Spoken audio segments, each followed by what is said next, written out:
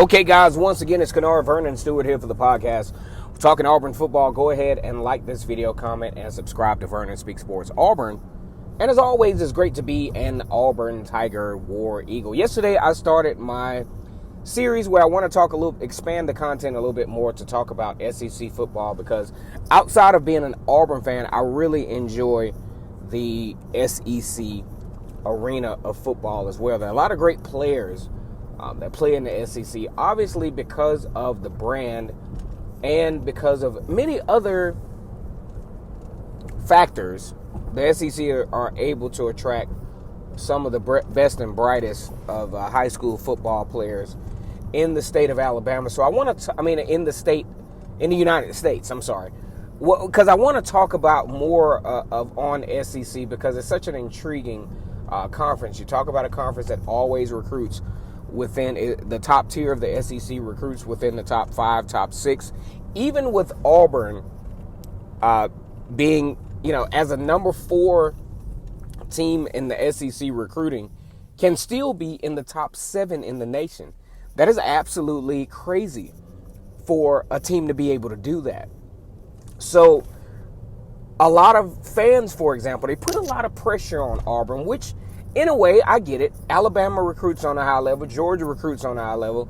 LSU recruits on a high level. Now Florida has a balanced coach, and Dan Mullen. They're starting to recruit at a high level as well. So the expectation is, okay, Auburn has got to do it too.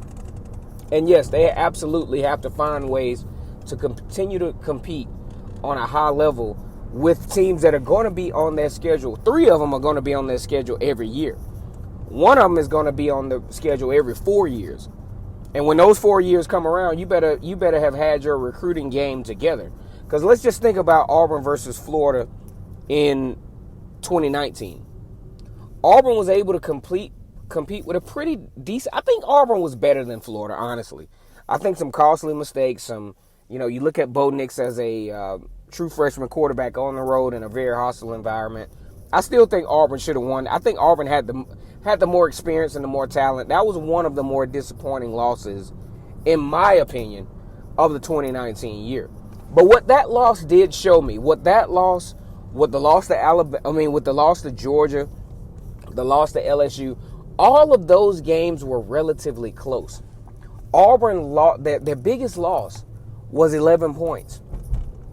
They lost to LSU by 3, Georgia by 7, beat Alabama by 3. Only lost to a Minnesota team that was one of the hottest in the country last year at certain points. You talk about Minnesota made an epic joint. They jumped like 8 places after beating Penn State. So, yes, Auburn should have actually won those games.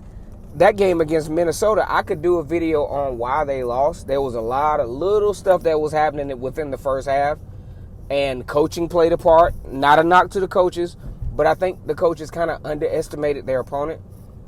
There were some opportunities for Auburn to kind of blow that game out of the water, but a costly turnover with Christian Tutt kind of eat. See, I talk about all the time how turnovers are the great equalizer, and that was definitely true in that game. Other games that Auburn either won by a way closer margin than they should have, or actually lost. Okay, so now I know you guys have been looking at practice footage of Auburn. Auburn's been out of practice for the last few days. It is what it is. Coronavirus is going to be a story, so like it or love it.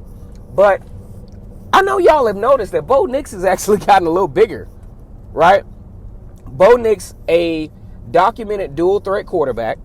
I think Bo Nix plays at his strength in tempo. He is not a Jarrett Stidham. He is not a Jason Campbell. He is a guy that likes to run tempo. He likes to create opportunities with the run-pass option.